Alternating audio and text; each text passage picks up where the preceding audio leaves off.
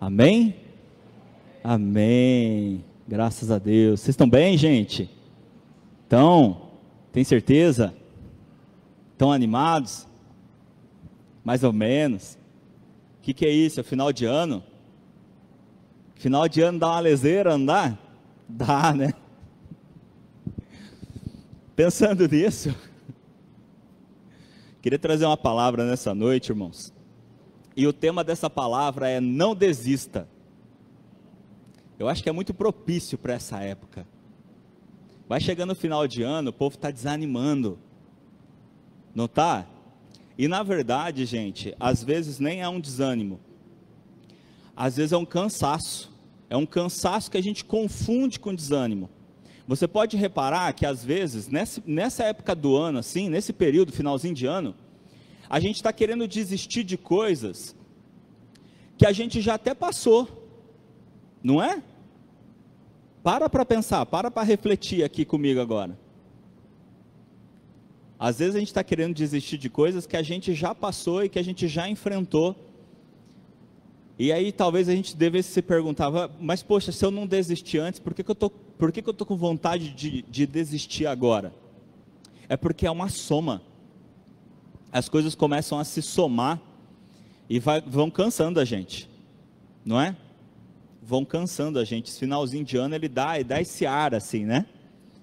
Ainda bem que ainda tem Natal, tem Ano Novo, que vai dando um alívio assim, né?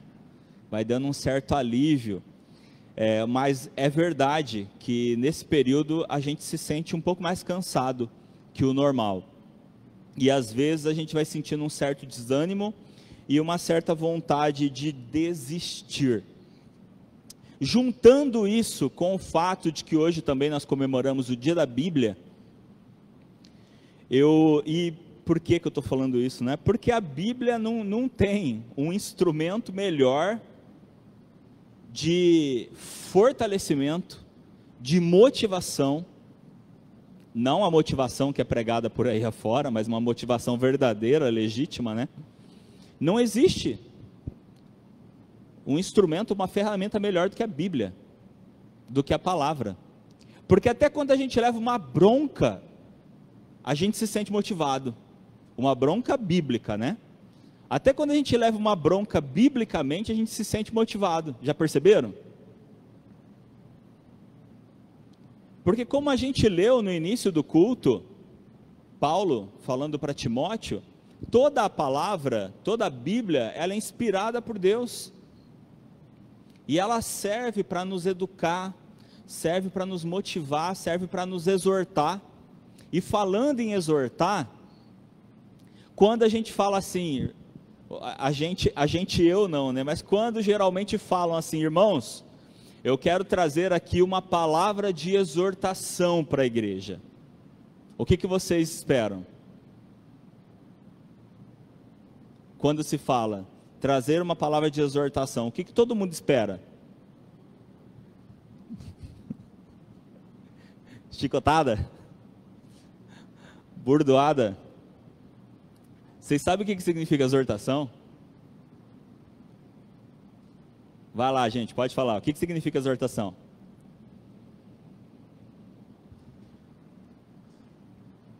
Primeira palavra que vem na cabeça de todo mundo.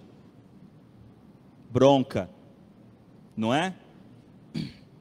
Sabe qual é a raiz da palavra exortação? Motivação. Exortar é motivar. Por isso que eu disse assim, as outras pessoas falam. Porque na verdade, quando você traz uma palavra de exortação, você está trazendo uma palavra de motivação. Ah, mas não é o que parece, pastor. Bom, tirando as pessoas que usam de forma errada, na verdade, até mesmo quando a palavra nos chama a atenção, até quando Paulo fala aqui que nós lemos, né, que a palavra ela é inspirada e usada também para exortar, o que ele está querendo dizer é para que nós possamos ser chamados a nos motivar. A nos motivar. Porque até quando Deus está dando vamos dizer assim, está dando uma bronca na gente, quando Deus está nos dando uma bronca, o que Ele está fazendo? Ele está nos motivando. Ele está nos motivando. Sabe por quê que eu posso confirmar isso? Porque a própria palavra diz que Deus só chama a atenção de quem Ele ama. A própria palavra diz que Deus só chama a atenção de quem Ele ama. Então, até quando Deus está dando uma bronca, Ele está querendo motivar.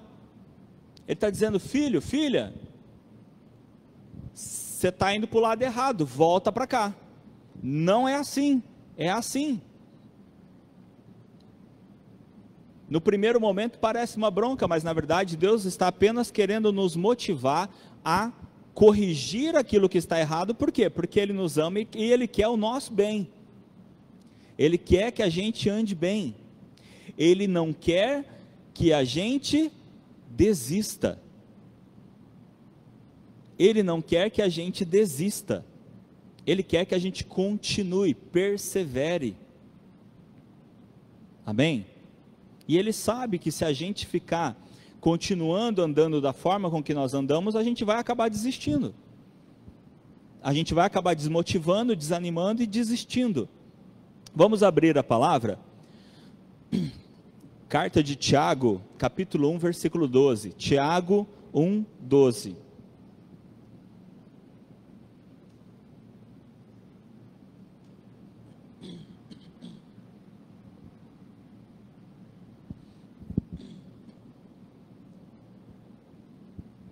Tiago, capítulo 1, versículo 12.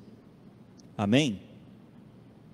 Diz assim: bem-aventurado é aquele que suporta com perseverança a provação, porque depois de ter sido aprovado, receberá a coroa da vida, a qual o Senhor prometeu aos que o amam. Amém?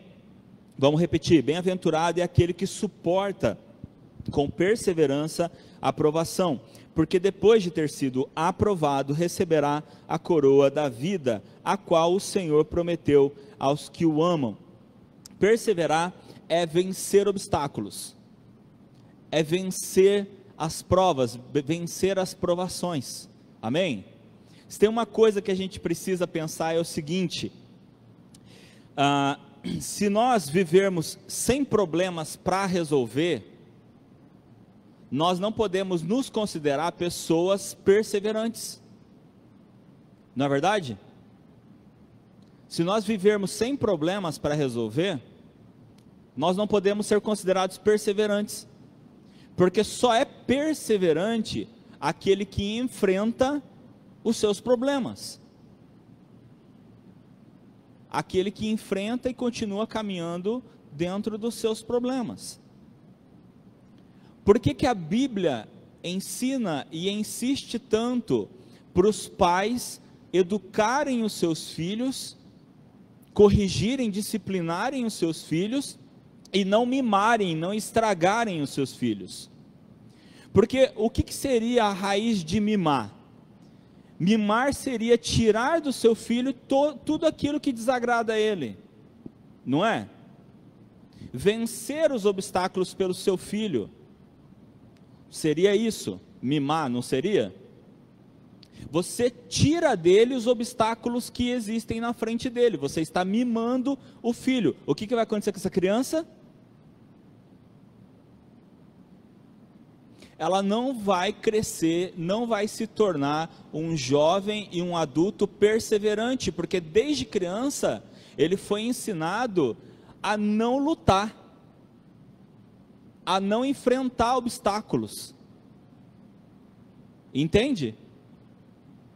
Isso desde a educação maternal isso é ensinado. Toda criança tem que passar por todas as fases. Vocês querem ver uma coisa que sumiu?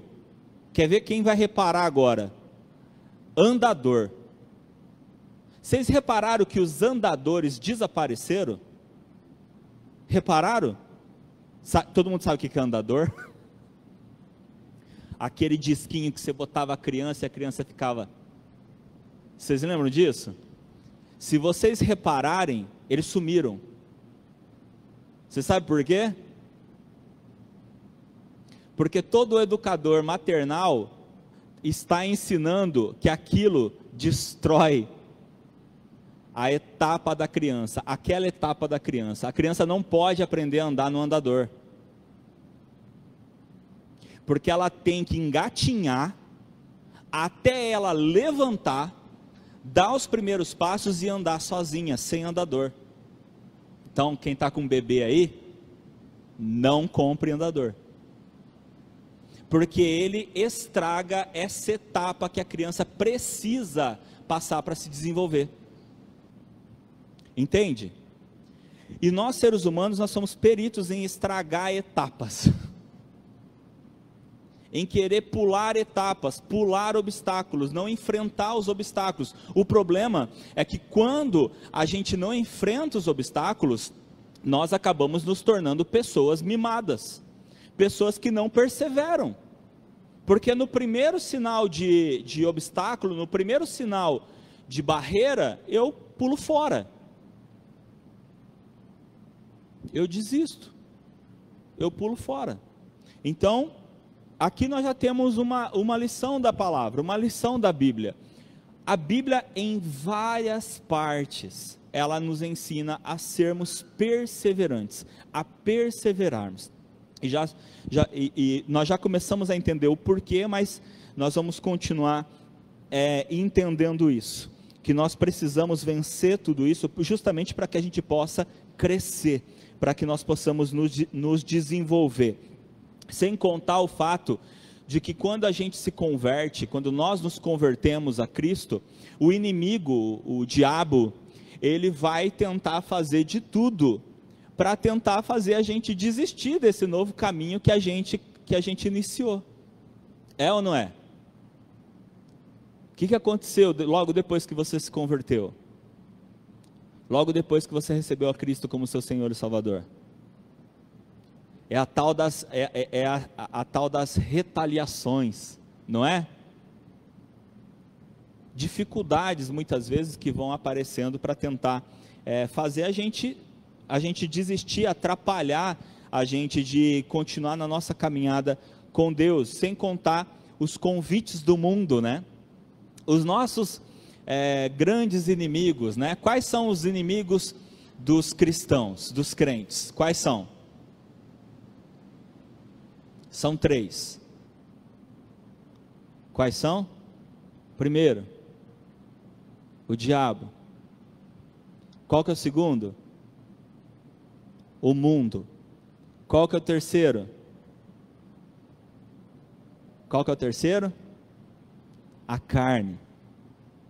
O diabo, o mundo, a carne. Os nossos inimigos, os 3 que ficam tentando nos afastar, os 3 que ficam dizendo, pare de insistir, pare de perseverar, desista, é mais fácil desistir, é mais fácil correr dos problemas. E é incrível como Jesus, como a Bíblia, né, nunca negou isso. Uma das passagens mais reveladoras que eu lembro assim de Cristo, é quando Cristo vira para os seus discípulos e fala assim: o servo não é maior que o seu senhor. Não se engane, o servo não é maior que o seu senhor. Eu fui perseguido e vocês também serão. A Bíblia não traz nenhuma ilusão. A Bíblia não ilude ninguém. Por isso que eu disse, quando eu falo que a Bíblia é o maior instrumento de motivação, a gente não pode confundir com esse emaranhado de cursos e livros e palestras motivacionais que existem por aí. Não é desse tipo de motivação que eu estou falando. Eu estou falando de motivação real e verdadeira. Aquela que fala a verdade para você, que é justamente a Bíblia. 1 Timóteo, vamos abrir aí, 1 Timóteo capítulo 4, versículo 12. 1 Timóteo 4, 12.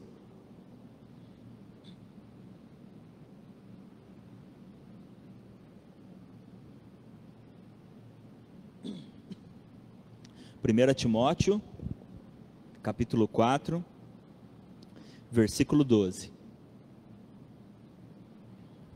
Diz assim: ninguém o despreze por você ser jovem, pelo contrário, seja um exemplo para os fiéis, na palavra, na conduta, no amor, na fé, na pureza. Tá igual ali? Tá? Ninguém o despreze por você ser jovem, pelo contrário, seja um exemplo para os fiéis, na palavra, na conduta, no amor, na fé, na natureza. Vamos lembrar, Timóteo era discípulo de Paulo, Timóteo era jovem, né? E uma das coisas que acontecia com Timóteo era frequentemente ser desestimulado a fazer o que ele fazia, a ser firme na palavra, a ser um firme discípulo e um firme pregador. Por quê? Porque ele era jovem. E aí entra tudo aquilo que a gente falou, entre os convites do mundo, né? Que seduzem, né? Que são cativantes. Entra o fato de dizerem: você não tem tamanho para isso, você não tem maturidade para isso. Entram várias coisas que vão tentando desestimular, e Paulo está dizendo: não é pelo fato de você ser jovem que você vai desanimar. Fique firme, e mais do que isso, seja um exemplo. Sabe por que ser um exemplo? Porque assim, ninguém está esperando isso de você. Por que o mundo começa a te repreender, ou te convidar para aquilo que é mais atrativo, ou te repreender? Porque não é o que o mundo espera que você faça, não é o que o mundo espera que você esteja fazendo. É aí que nós nos tornamos o exemplo. É aí que nós nos tornamos o exemplo. Porque o mundo, ele quer dizer assim para nós: você é um exemplo quando você faz o que nós fazemos, o que todo mundo está fazendo, não é? Quando na verdade o que a Bíblia vai nos ensinar é exatamente o contrário. Nós somos o exemplo quando nós fazemos exatamente o contrário do que o mundo faz. Porque fazer o que o mundo faz, você não está sendo exemplo, pelo contrário, você está sendo mais um, não é? Você está sendo simplesmente mais um na multidão. Ser o exemplo é agir exatamente o oposto, fazendo exatamente o contrário do que aquilo que o mundo espera, do que aquilo que o mundo imagina que você vá fazer. Então, nós precisamos aprender a sermos perseverantes. E uma das coisas que a gente precisa aprender com relação a ser perseverante é que é o seguinte: é mais difícil continuar uma coisa do que começar. É ou não é verdade? É mais difícil continuar algo do que começar algo. Você pode reparar, é mais difícil você manter uma pessoa na igreja do que você trazer uma pessoa para a igreja. Não é? Porque o começo já é difícil, começar algo novo já é difícil, mas manter aquilo é mais difícil. Por quê? Porque manter exige uma coisa: perseverar. Para eu manter algo eu preciso perseverar. E aí a gente entra em qualquer ramo, em qualquer nível da nossa vida. Quer ver um exemplo? Quem é casadinho de novo aqui? Casado novo. Menos de 5 anos. Vocês estão com medo de levantar a mão? Vocês estão pensando assim: o que é casado novo, né? É difícil casar? É difícil casar? Cadê os casados novos? É difícil casar? É difícil, não é? É difícil. Quer ver agora? Quem aqui tem mais de 20 anos de casado? O que é mais difícil, gente? Casar ou manter um casamento mais de 20 anos? Eles não precisam nem falar alto, eu sei a resposta. Manter é muito mais difícil. até depois que a gente já se resolveu, já se acertou muitas coisas, não é? Durante esses anos, a gente acerta uma coisa, resolvemos isso aqui, esse pensamento? Sim, vamos para a próxima. E a gente vai acertando coisas, mas a vida de casado é uma vida de manutenção e perseverança. É ou não é? É uma vida de manutenção e perseverança. É mais difícil manter um casamento do que casar. E é difícil casar, mas é mais difícil manter o casamento. E isso você pode levar para qualquer outra esfera da sua vida. Tudo exige um esforço para começar. Para todas as coisas, exige um esforço para começar. Começar uma coisa não é fácil, mas continuar, se manter é mais difícil. É mais difícil, porque exige perseverança. Às vezes, para a gente começar uma coisa nova, a gente só precisa abrir um pouco a mente, não é? Abrir novos horizontes. Opa, vou começar essa coisa nova aqui. Não é? Quem já começou algo na sua vida, achou que estava no caminho certo, e hoje já percebeu que está numa área completamente diferente. Não é? Eu conheço gente que fez faculdade de redes. Sabe o que é rede? Rede de informática. Eu conheço gente que fez faculdade de rede e hoje é psicóloga.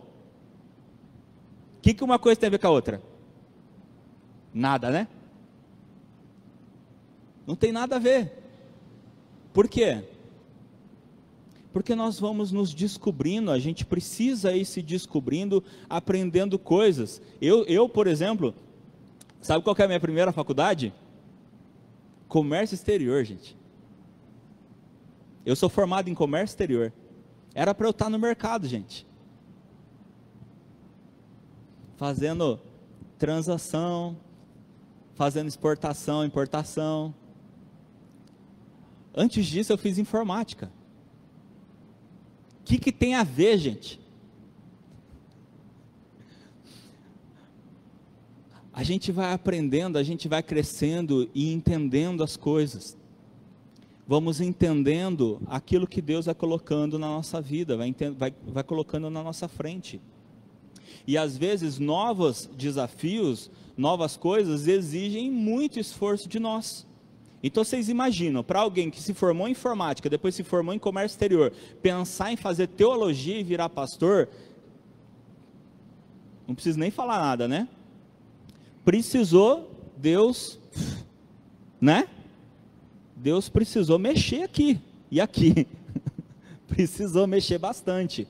Agora, o que é mais difícil? Começar ou manter? Continuar. É mais difícil continuar.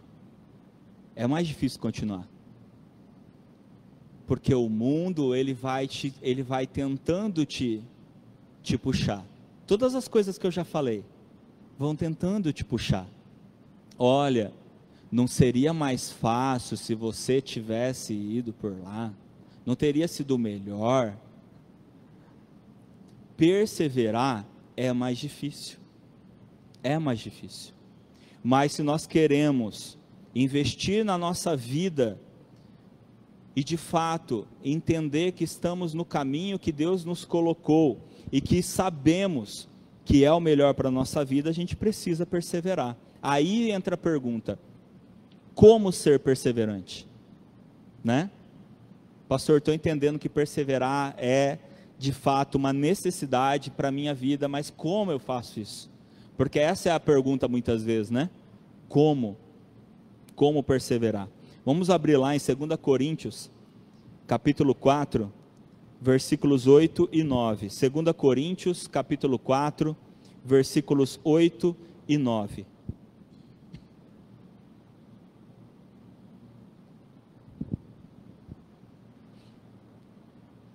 Amém?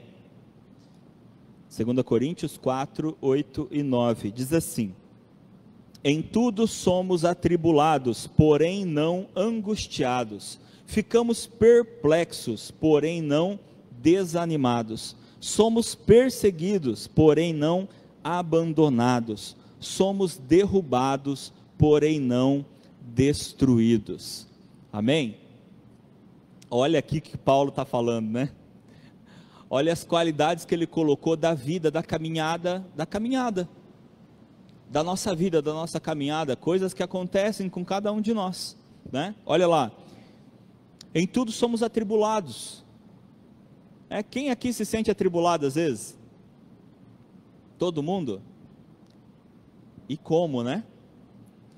Em tudo somos atribulados, porém não angustiados. Ficamos perplexos, e como, né? Porém não desanimados. Vamos parar para pensar, né, gente? Vamos parar para pensar aqui. Deixa eu terminar aqui, eu vou fazer uma pergunta para vocês. Em tudo somos atribulados, porém não angustiados. Ficamos perplexos, porém não desanimados. Somos perseguidos, porém não abandonados. Somos derrubados, porém não destruídos. Atribulado, angustiado, desanimado, perseguido, derrubado. Agora eu faço uma pergunta para vocês. Por que que a gente não desiste? Se nós somos atribulados, ficamos perplexos, somos perseguidos e somos derrubados. Por que que a gente não desiste?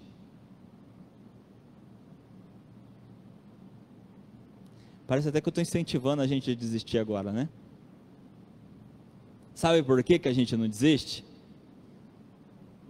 Porque como Paulo mesmo fala, nós somos atribulados, mas nós não somos angustiados. Nós ficamos perplexos, porém nós não desanimamos. Somos perseguidos, mas não abandonados. Somos derrubados, mas não destruídos. A pergunta é, por que que uma coisa acontece, mas tem a outra? É porque Deus está no meio. É porque Deus está no meio. Nós passamos por tribulações, isso é fato. Mas nós não somos angustiados porque nós temos a paz de Deus no nosso coração. Nós temos a paz de Deus, uma paz que nós nem podemos explicar, mas nós temos. Uma paz que o mundo não tem. Que o mundo não tem. Você pode reparar quando alguém que não tem Cristo passa por algo semelhante ao que nós passamos, eles desabam. Porque eles não têm a paz que só tem quem tem Cristo. Essa paz que só quem tem Cristo pode sentir. Nós ficamos perplexos, sim, mas nós não desesperamos. Por quê? Porque desesperar é perder a esperança, e nós não perdemos a esperança, porque a nossa esperança tem nome, e é Cristo. Nós temos uma esperança que não morre, porque Ele já morreu, mas ressuscitou. Por isso a nossa esperança nunca morre, porque Cristo não morre. A nossa esperança também não morre. Somos perseguidos pelo mundo, sim, mas com certeza também somos amparados por Deus. Assim como Cristo mesmo falou, eu estou indo, mas vocês não vão ficar sozinhos. O meu Pai vai enviar o Consolador. E Ele vai estar com vocês. E Ele vai estar em vocês. Nós sim somos perseguidos, mas também somos amparados. E não só por Deus, não só pelo Espírito Santo, mas também pelos nossos irmãos. Aqui, somos amparados um pelos outros. Não é? Graças a Deus sempre temos alguém para segurar a nossa mão. Nós ficamos cansados, abatidos, sim, mas nunca destruídos. Podemos ser derrubados, mas nunca destruídos. Por quê? Porque a gente pode ir, toda noite a gente pode deitar na cama e se sentir destruído, não pode? Mas a gente sabe que amanhã a gente acorda e as misericórdias do Senhor se renovaram. Destruídos não, porque somos renovados. A cada dia nós somos renovados pelo Senhor. Amém? Amém. O que eu quero dizer com essa primeira parte, lembra da pergunta? A pergunta era como ser perseverante. E com essa primeira parte que eu falei, eu quero dizer para você, o primeiro passo para ser perseverante é enfrente as lutas. Enfrente as suas lutas. Tem um texto de Davi, em que Davi, ele fala assim, eu estou olhando para frente, e estou vendo o inimigo. Ele de fato, ele está relatando uma passagem, em que eles estavam em guerra, e ele faz uma analogia, daquela batalha, com a vida também espiritual. Ele diz assim, eu estou olhando o inimigo, e olhando o inimigo, eu o enxergo como uma grande tempestade. E quando nós nos enfrentamos, é como se eu entrasse na tempestade, porque parece, vocês já enfrentaram uma tempestade? Já tiveram que correr no meio da chuva? Já? O que acontece quando a gente entra no meio pensa numa chuva forte, tá gente? Não é chuvisco não. A gente só enxerga praticamente o próximo passo, não é? Eu sei que eu estou indo para lá, eu estou correndo, mas a gente só está vendo aqui na frente, não é? E Davi, ele está relatando isso. Ele diz que quando ele entra nessa batalha, e quando ele enfrenta o inimigo, é como se ele estivesse entrando numa grande tempestade. E ele diz assim, eu estou no meio da tempestade. Eu não sei o que vai dar dessa tempestade. Olha que incrível. Eu estou no meio da tempestade, mas mesmo no meio da tempestade, onde eu não consigo enxergar mais nada além da tempestade, eu sei que no final da tempestade, o sol está lá. E a tempestade, ela não pode ficar parada aqui, ela precisa passar. E ela vai passar. E quando ela passar, eu vou estar aqui e vou ver o sol brilhar, raiar novamente. Porque ela vai passar. É claro que enquanto ela passa, eu me sinto no meio dela. E no meio de uma tempestade não tem como se sentir bem. Não é? Não tem como se sentir bem no meio de uma tempestade. E o que Davi está nos ensinando ali, ele está dizendo justamente isso. Mesmo vendo a tempestade lá, eu vou em direção a ela, porque é uma luta que eu preciso lutar. É uma luta que eu não posso fugir. Mesmo sabendo que quando ela chegar, eu vou passar medo, eu vou passar maus bocados. E enquanto ela estiver passando, não vai ser fácil. Mas eu tenho uma certeza. Agora, trazendo para a nossa vida, né? Eu tenho uma certeza. Deus está comigo no meio dela e eu vou ver a luz dele brilhando no final dela. A grande vantagem, gente, a grande vantagem de enfrentar uma luta é saber que junto com ela vem as bênçãos. Junto com as lutas vem as bênçãos, junto com as provações vem as bênçãos, vem as recompensas. E só recebe uma recompensa quem luta, né? Não tem como. Só recebe a vitória quem luta. Só recebe a vitória quem luta. Amém? Essa é a primeira parte, enfrente as lutas. Para nós sermos perseverantes, nós precisamos enfrentá-las, nós precisamos enfrentar as nossas lutas. Um exemplo muito grande que nós temos e fácil de citar é Jó. Olha quantas lutas Jó enfrentou, não é verdade? Olha quantas lutas Jó enfrentou.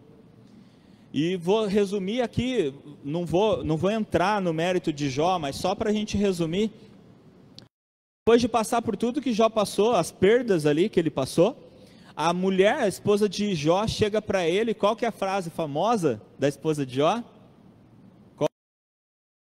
Amaldiçoa teu Deus e morre. Amaldiçoa teu Deus e morre, né? E na verdade, gente, ela não estava falando mal de Deus, tá? Ela não estava. O que ela estava querendo dizer para Jó é o seguinte: Jó, você é um cara muito firme, você é um cara de muita fé, mas olha o que você está passando. Eu não sei como você está aguentando passar por tudo isso. Basicamente o que a gente poderia dizer é o seguinte: ela estava desistindo, entenderam? Ela estava desistindo, não desistindo de Jó, ok? Ela estava desistindo daquilo que ela estava enfrentando. E olha a resposta de Jó, como a resposta de Jó se encaixa perfeitamente no que nós estamos pregando. Porque Jó vira e tirando a parte da louca mulher, tá? Você fala como uma louca. Tirando essa parte, ele diz assim: nós recebemos o bem de Deus com prazer, mas o mal você não quer receber, você não quer suportar. O que Jó está dizendo é o seguinte: quando a gente está vivendo bem, a gente recebe esse bem de Deus e tá tudo certo, está tudo bem. Agora, quando não está bem, a gente simplesmente vai desistir? Foi isso que Jó respondeu para ela. Falei, não, nós não vamos desistir. Quando a nossa vida está boa, quando a nossa vida está bem, a gente está bem com Deus. Quando a nossa vida não está boa, a gente tem que continuar bem com Deus. Porque em todas as situações Ele está conosco e não está na hora da gente virar as costas para Ele. Foi isso que Jó falou para ela. Falou, não virei as costas para Deus quando as coisas estavam boas, não vou virar as costas para Deus agora que as coisas não estão boas. Eu não vou desistir. Em outras palavras, eu vou perseverar. Eu vou lutar. Eu vou enfrentar as minhas lutas. A primeira parte então, vamos enfrentar, nós temos que enfrentar as nossas lutas. E quantas lutas a gente tem passado, né? Quantas lutas a gente tem passado. A segunda é, espere a sua vitória. Espere a sua vitória, porque ela vem. Ela vem. Vamos abrir Romanos capítulo 5, versículos 3 a 5. Carta de Paulo aos Romanos, capítulo 5, versículos 3 a 5.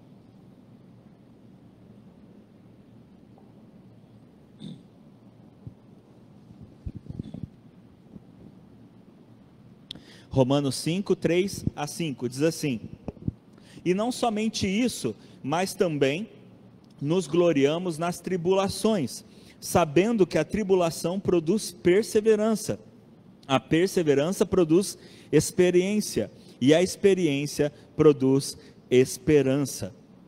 Ora, a esperança não nos deixa decepcionados, porque o amor de Deus é derramado em nosso coração pelo Espírito Santo, que nos foi dado. Amém? A primeira parte desse versículo já responde aquilo que eu tinha falado, né? Só pode ser considerado um perseverante, uma pessoa só pode ser considerado perseverante se ela enfrenta obstáculos. Porque olha o que Paulo fala. Cadê? Deixa eu desde o começo. E não somente isso, mas também nos gloriamos nas tribulações, sabendo que a tribulação produz perseverança. A tribulação produz perseverança. Ou seja, nós não temos como perseverar se não estiver acontecendo alguma coisa que me force a continuar mesmo não sendo fácil. A tribulação, ela produz perseverança. A perseverança, por sua vez, produz experiência. E a experiência produz esperança. E vamos lembrar de uma coisa: quando a Bíblia fala de esperar no Senhor, todas as vezes que ela fala para nós esperarmos, que nem eu citei aqui, depois do primeiro ponto, o primeiro passo, que é enfrentar as lutas, o segundo é espere a vitória. esse espere nunca é no sentido de senta e espera. Esse espere é o espere na raiz de esperançar. Sabe o que é esperançar? É o esperar com esperança. A diferença desse esperar é: eu espero no Senhor, fazendo o que eu tenho que fazer. Mesma coisa de Davi. Eu sei que a tempestade vai passar e que a luz está do outro lado. Ou seja, eu sei que eu vou enfrentar meu inimigo, que essa batalha vai passar e que Deus está comigo e está me esperando do outro lado, certo? Só que eu vou enfrentar a batalha. Eu não vou esperar a batalha assim. Vamos ver o que dá aí. Não, eu vou para a batalha. Esperar no Senhor é esperar fazendo, é esperar agindo, é esperar fazendo aquilo que Deus espera também de nós. E justamente a tribulação, ela produz perseverança, justamente por quê? Porque nós estamos enfrentando os obstáculos, e cada obstáculo que nós enfrentamos, ele nos ensina que nós podemos vencê-lo e podemos continuar até o próximo. Porque se tem um obstáculo hoje, gente, acredite, vai ter outro amanhã. Sempre vai ter. Agora, deixa eu te dizer uma coisa: você só vai estar preparado para o obstáculo de amanhã se você venceu o de hoje. Porque se você correr do de hoje, amanhã você já está preparado para correr do de amanhã. Não é? A gente vai se aperfeiçoando no que a gente faz. Não é? Se eu me aperfeiçoo em fugir, eu vou ser o melhor fugitivo que existe. Agora, se eu quero ser uma pessoa perseverante, assim como a palavra nos ensina, só tem um jeito: é enfrentando cada batalha, é enfrentando cada obstáculo e crescendo através de cada um deles. A tribulação produz perseverança, por sua vez a perseverança produz a experiência. Um exemplo que eu sempre uso, de Davi mesmo, né? Davi, quando ele vai enfrentar Golias, ele chega para o rei Saul e fala assim: rei, eu estou preparado para enfrentar Golias, porque eu sou pastor de ovelhas, e pastoreando as ovelhas, eu já tive que enfrentar leão e urso. Eu já tive que enfrentar leões e ursos. Ou seja, não é um moleque, rei, você não está na frente de um moleque louco. Eu não estou aqui pirado na fé.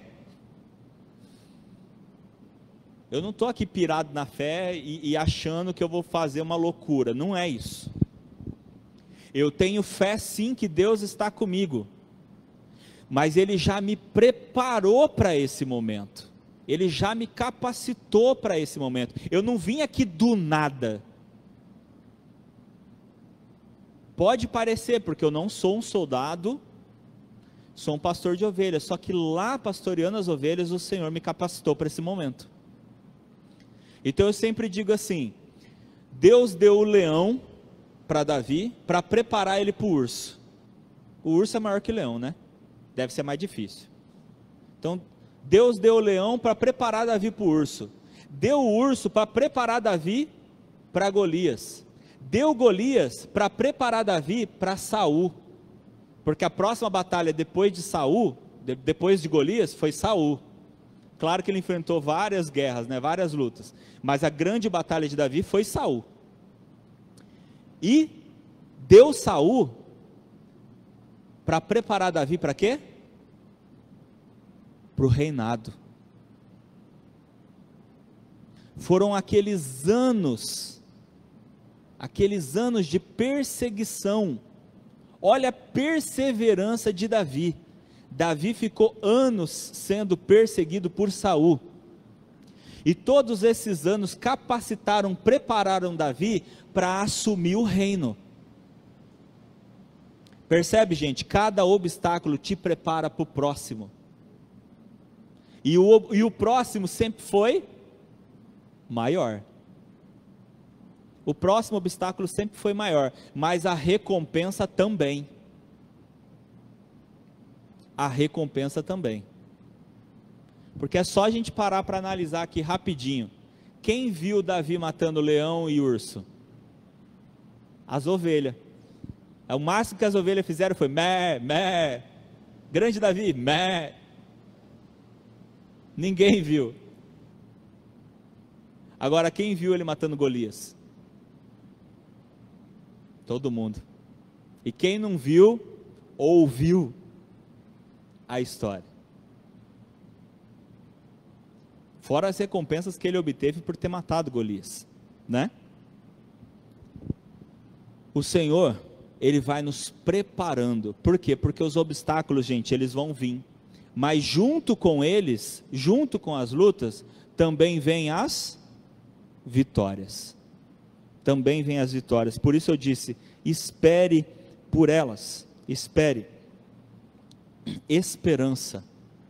Você sabe o que é esperança? Eu vou definir esperança para vocês. Esperança é a continuação da fé. Esperança é a continuação da fé. Primeiro eu creio, depois eu espero. Porque crer que Deus existe foi o primeiro passo, é ou não é? Foi o primeiro passo. Agora, esperar em Deus é um passo que a gente tem que dar todos os dias. Você creu em Deus, não sei quanto tempo faz que você crê que Deus existe, mas deve fazer bastante tempo, certo? Algum dia você precisou acreditar de novo que Ele existe? Não.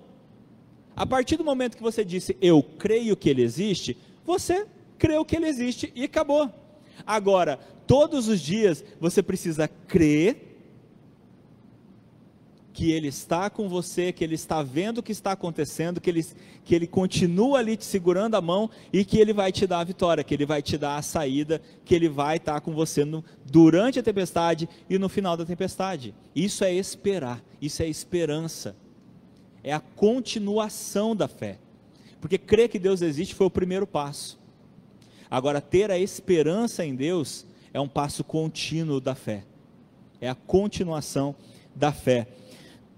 E, para a gente finalizar a última parte, e talvez seja algo que a gente realmente precisa colocar em prática, depois de entendermos que nós precisamos enfrentar as nossas lutas, e que nós precisamos esperar a vitória, nós vamos ler aqui Salmo 43, versículo 4 e 5, Salmo 43, 4 e 5.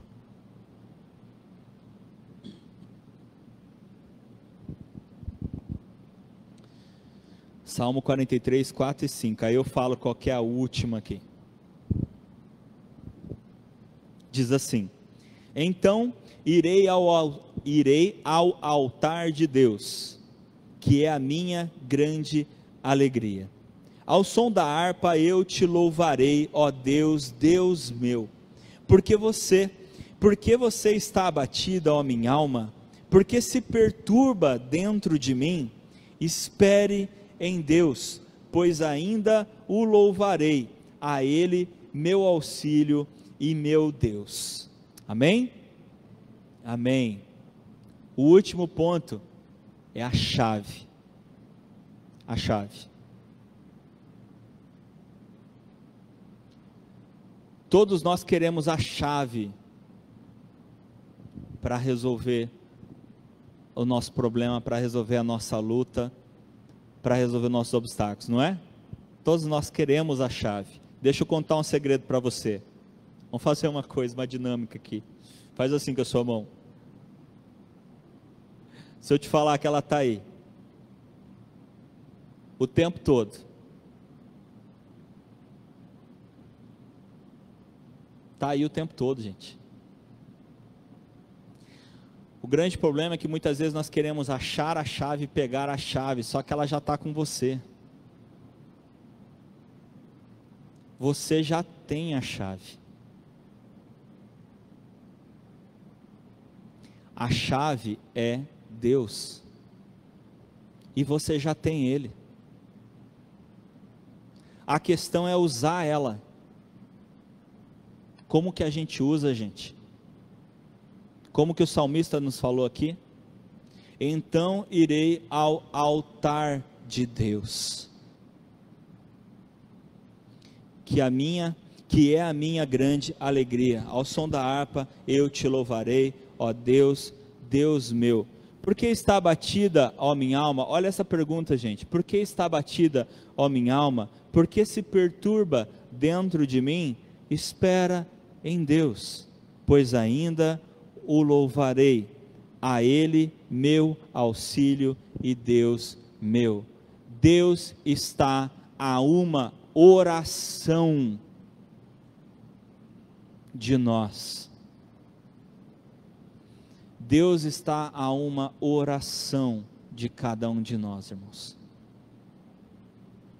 Usar a chave é orar. Orar a Deus. Orar a Deus. Quantas e quantas pessoas tiveram essa chave? Nós vemos aqui na Bíblia, quantas e quantas pessoas tiveram essa chave, usaram essa chave, e receberam o livramento, receberam a vitória, receberam a bênção que precisavam. Salmo 46, versículo 1 diz assim: Deus é o nosso refúgio e fortaleza, socorro bem presente na hora da angústia. Amém? Nós precisamos orar, nós precisamos perseverar, nós precisamos nos manter firmes. Nos manter firmes. Daniel passou por uma situação extremamente difícil. O que ele fez? Falou assim: vou orar e jejuar. Quanto tempo depois Deus respondeu? Quem lembra aí? 21 dias. 21 dias. Deixa eu te fazer uma pergunta. E se ele tivesse desistido com 20 dias?